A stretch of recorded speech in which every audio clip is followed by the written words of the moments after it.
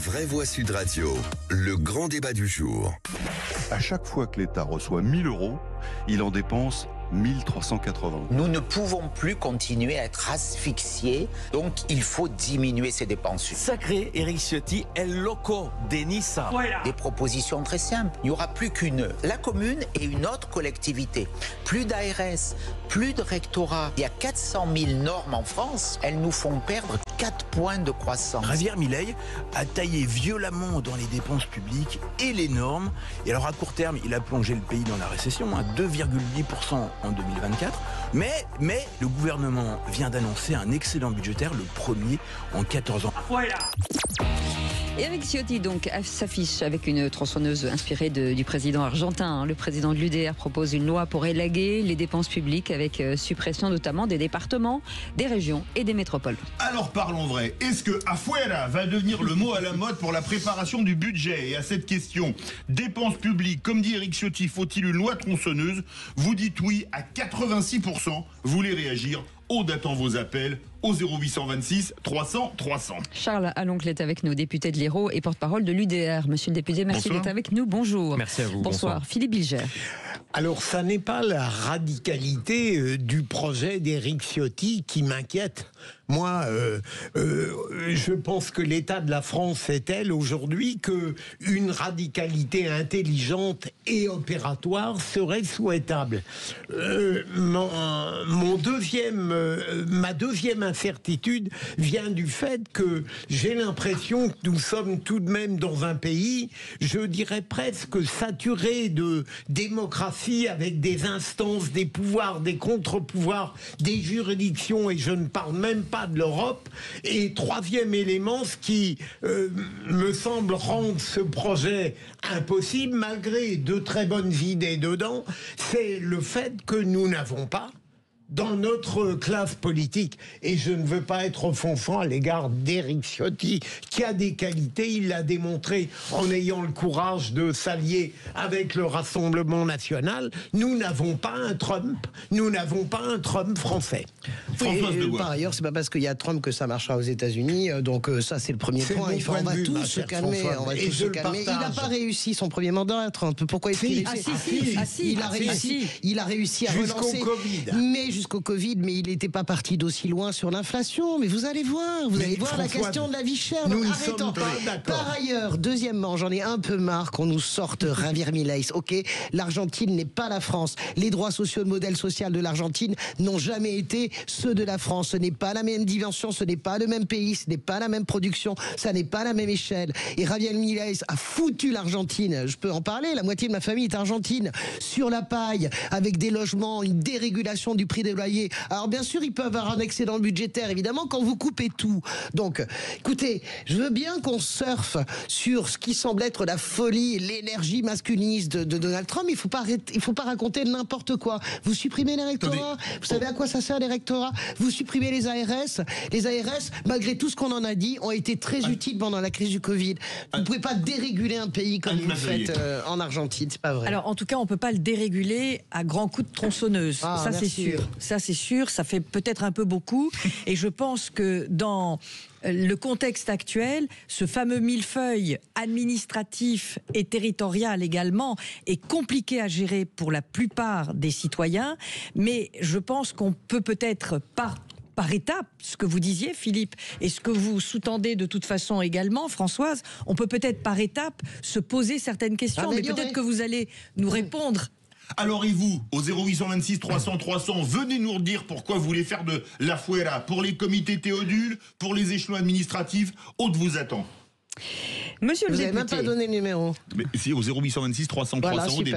Ça veut dire que vous l'écoutez pas. Si, mais il faut religieusement. Il faut le faire à la fin. Enfin, vous cassez toutes nos habitudes. Allez, on y va. On vous laisse la parole. Allez, monsieur le député, vous les avez entendus aujourd'hui. On en est où? C'est-à-dire qu'on veut vraiment tout sabrer? C'est quoi? On parle de quoi exactement? Bon, déjà autour de la table, je me rends compte qu'il y a peut-être des représentants de 13% des auditeurs qui sont contre ces mesures. Et alors 14. Aussi 14. Vous avez les maths sont importantes. Des auditeurs qui votent. Mais en fait, je pense qu'il faut partir d'un constat. La France, c'est le pays des 400 000 normes. 400 000 normes, ça pèse à peu près donc 100 milliards par an, 4% de notre PIB. La moyenne des pays européens, c'est 0,5%. La France, c'est le pays où le Code du travail contient 10 000 articles de loi. Petite comparaison, en Suisse et dans les pays nordiques, c'est entre 200 et 300. La France, c'est le pays où on a 1200 opérateurs d'État qui bien souvent reprennent des compétences déjà assurées par l'État lui-même. La France, c'est le pays aussi où vous avez 4 niveaux de collectivité territoriale entre l'État et les communes elles-mêmes. La France, enfin, c'est le pays où vous avez 57% de PIB de dépenses publiques, record du monde. Parfait. Et pourtant, je pense que personne autour de la table ne pourra dire qu'on a des services publics qui s'améliorent, que ce soit la justice, que ce soit l'hôpital, que ce soit l'éducation ou notre sécurité. Donc, on voit qu'en fait, il est temps de couper drastiquement dans ces dépenses nuisibles. Alors nous, on a fait des propositions, on a fait 30 propositions très claires avec 3 axes et je serais ravi de les détailler, mais je pense que vu à quel point les signaux sont massivement au rouge, il est temps de prendre des mesures, comme Philippe Bilger le disait, radicales. La France est le pays, la France est le pays où, quel que soit votre revenu, vous êtes soigné pour un cancer du foie ou du pancréas ou n'importe quoi, que vous soyez pauvre ou misérable ou riche. Non, mais s'il vous plaît. Moi, j'en ai marre d'entendre ce réquisitoire sur la France qui serait. Mais écoutez, j'ai le droit de dire. Mais bien sûr, François. Mais n'allez pas chercher tout de suite le misérabilisme. Non, mais je cherche pas le misérabilisme. Est-ce que vous avez lu tous les papiers venant de la campagne américaine et des États-Unis sur la façon dont sont soignés les malades aujourd'hui? Ce n'est pas du misérabilisme. Quand vous n'avez pas d'argent aux États-Unis, quand vous êtes un ouvrier de la belt, de la Green Belt ou de la Rust Belt, eh bien vous ne pouvez pas vous soigner. Non, justement, nous ne sommes pas les États-Unis. Et nous avons des dépenses sociales justement pour nous permettre ça, pour nous permettre d'avoir cette. Mais c'est une catastrophe.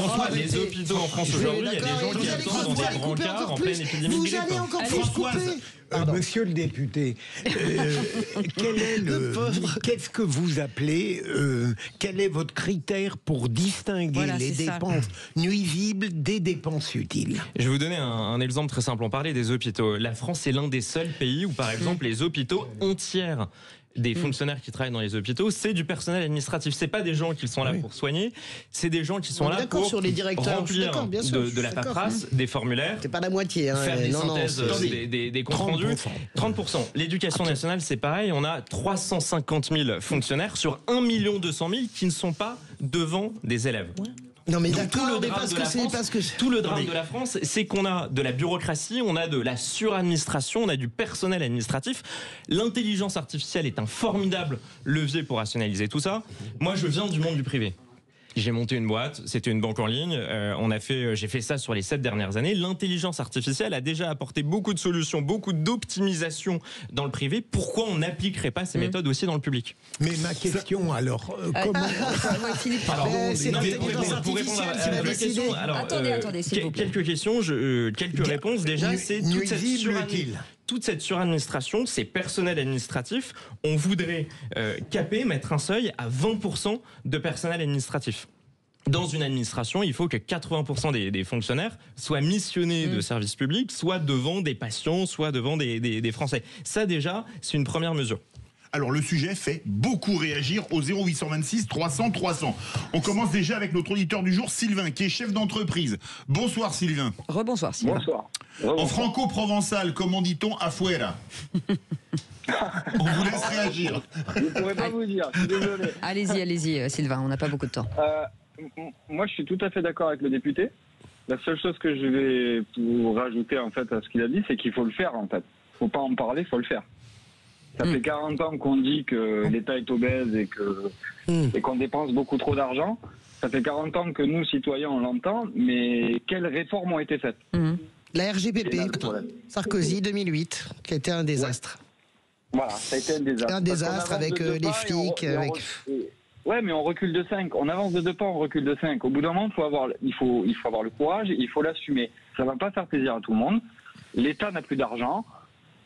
C'est comme une entreprise. Voilà. Au bout d'un moment, il va falloir couper dans les dépenses, arrêter le millefeuille administratif qui nous... moi, je suis patron d'entreprise, ça me rend fou. Je vous jure, ça me rend fou. C'est 50% de mon temps d'activité. le millefeuille administratif. Donc on n'est pas productif et on rapporte rien. Restez avec nous, Paul, qui est avec nous, agriculteur. Bonsoir Paul. Bonsoir Paul. Oui, bonsoir à tous. Mon auditeur précédent a résumé en partie. Nous, le problème qu'on a, c'est cette suradministration. On a des gens qui contrôlent tout et qui ne servent à rien, en fait. Et on a des fonctionnaires, par exemple, dans les soignants, il en manque. Dans les forces de l'ordre, il en manque. Je pense qu'il faut redéployer les moyens de l'État. On ne demande pas moins d'État, on demande mieux d'État. Et aujourd'hui, la paresse intellectuelle, c'est de toujours augmenter les prélèvements et les impôts. Ça suffit. Et on supprimera l'OFB. Pour tous les agriculteurs, l'OFB, c'est un nuisible. C'est l'Office français de la biodiversité. C'est ça, ils viennent contrôler en armes les agriculteurs. Ils ne sont pas là pour les aider. Ils sont là pour être une sorte de police absolument scandaleuse. Et ça, c'est une dépense nuisible. On la supprimera. Alors, je pense qu'effectivement, ce que vous disiez, Sylvain, est très juste. C'est-à-dire qu'il faut faire mieux. Mais je pense qu'il faut faire plus aussi. Parce que moi, en tant que chef d'entreprise, et que ce soit du reste à Paris ou en région, je trouve qu'il y a des strates administratives qui ne servent pas à grand-chose. Ça ne veut pas dire que ceux qui sont en charge de ces fonctions ne servent à rien, mais c'est la fonction elle-même qu'il faut revoir. Donc probablement qu'il y a un travail, mais qui ne se fera pas. Vous qui voulez que ça se fasse rapidement, ça ne se fera pas rapidement. Parce que comme vous le disiez très justement, ça fait 60 ans que ça dure. Je voudrais juste préciser, parce que je suis en ultra-minorité à 13%, donc des gens qui nous écoutent et qui réagissent. Je suis désolé, on est passé à 12. Ouais, en plus, je m'en fous complètement, parce que la réalité, c'est que dans la réalité des urnes, ça marche pas. Éric Ciotti, il fait 3%, hein, donc bon, voilà. Je dis juste, mais soyez sérieux, je dis juste que tous les gens, ils ont raison, moi je pense que sur l'idée du mieux d'État. Je pense qu'effectivement, il faut mieux rationaliser. Mais la France est aussi un très grand pays. Il faut arrêter avec l'apocalyptique sur la France. C'est la 6e ou 5e puissance du monde. Nous sommes exceptionnels dans bien des domaines. Si la France est aussi à cette puissance-là, c'est aussi parce qu'elle a cette ossature de l'État. Là, c'est tout. Allez donc voir comment ça se passe en Grande-Bretagne. On prend la flotte partout. Allez donc voir. On prend la flotte partout. Tous les indicateurs sont au rouge. On est le seul pays de l'Union européenne à être en déficit budgétaire depuis 3 ans. Non, écoutez, tous les indicateurs sont au rouge. Mais de quoi vous parlez? On est le seul pays depuis 3 ans à cumuler, à augmenter nos déficits. Prenons la situation italienne, prenons la situation allemande. François, non, là je peux pas être d'accord. On vous entend pas là. Le critère, dans le micro. Le critère que vous avez évoqué tout à l'heure est très pertinent, puisque beaucoup de Français le partagent. Le fait qu'on donne de l'argent et que les services publics, à l'évidence, marchent mal. D'où vient cela, à votre avis? Parce que je pense que c'est un peu comme les impôts. Trop d'impôts tue l'impôt. À un moment donné, il y a un niveau de dépenses publiques où quand on met trop de dépenses publiques, trop de fonctionnaires devant certains services, trop de comités théodules, trop de collectivités territoriales, trop d'agences et d'opérateurs de l'État, en fait, ça ne marche plus. L'enchevêtrement des compétences, c'est pas moi qui le dis, c'est un macroniste qui le dit. Le maire de Charleville-Mézières, l'année dernière, a remis un rapport au gouvernement. C'est 7,5 milliards de coûts chaque année. Quand vous avez, moi je suis un élu de terrain, pour un sujet très précis, par exemple d'aménagement du territoire, autour de la table, il y aura le préfet, les services de l'État, il y aura la région, le département, des intercommunalités, des EPCI, des syndicats. C'est quoi des EPCI? C'est des métropoles. D'accord. Voilà, vous aurez les communes et vous aurez la communauté de communes. Oui, communauté de communes. Vous avez 15 acteurs autour de la table pour résoudre un sujet qui pourrait être résolu peut-être par 2 acteurs politiques. Nous, typiquement, dans les propositions qu'on fait, j'entendais le premier auditeur qui disait il faut en finir avec ce millefeuille territorial. On diviserait le nombre d'élus par 3, on supprimerait les régions et les départements pour créer une nouvelle collectivité, la province, qui viendrait récupérer toutes ses compétences. Y compris le social, par exemple. Non, mais y compris le social, absolument. Y compris le social, c'est ça le sujet. C'est ça. Et aujourd'hui, le partage entre les régions et les départements, personne n'y comprend rien. Les métropoles s'ajoutent à ça, on n'y comprend rien. C'est 20 milliards pour les régions de frais de fonctionnement, 70 milliards pour les départements. À l'heure où on cherche entre 30 et 50 milliards, les mesures, nous qu'on a chiffrées, c'est 120 milliards de réduction de la dépense publique pour libérer entre 3 à 4 points de croissance. Donc les mesures, elles sont là, il faut juste un peu de volontarisme. Mais est-ce que vous ne croyez pas que ça fait des années qu'on parle de la réforme de l'État, qu'au lieu de supprimer des échelons, on en a ajouté, et que c'est l'Arlésienne, on en parle toujours, mais comme disait je ne sais plus qui, c'est comme les niches fiscales, il y a toujours un chien prêt à mordre derrière chacune. Oui, parce qu'il y a des postes en face de ces gens. Voilà, il y a des postes qu'on n'a pas envie de perdre. En fait, je pense pense que la droite, moi j'ai appartenu à l'UMP, aux Républicains, et j'en suis parti pour une raison, c'est parce qu'il y a une paresse intellectuelle qui a miné notre mouvement depuis qu'elle est dans l'opposition, depuis à peu près 12 ans. La droite a toujours tourné autour d'une marotte, c'est la suppression du nombre de fonctionnaires. Fillon, c'était 500 000, Pécresse, c'était 200 000, mais il n'y a eu aucun projet abouti, chiffré, concret, pour pointer ou porter cette réduction. Non, on ne savait jamais. Exactement. Donc nous, ce qu'on propose, c'est pas juste des grandes annonces sur des chiffres, à des nombres à 6 chiffres de réduction de nombre de fonctionnaires, c'est exactement où est-ce qu'on va les supprimer. On a publié par exemple une liste de 100 opérateurs d'État prioritaires qu'on supprimerait dès la première année. Donc tout ça pour dire la simplification. Je pense que la droite en a beaucoup parlé. Elle s'est jamais mise à bosser sérieusement sur le sujet. Nous on l'a fait, ça nous a pris des mois. C'est l'ADN de notre engagement politique et on ira jusqu'au bout.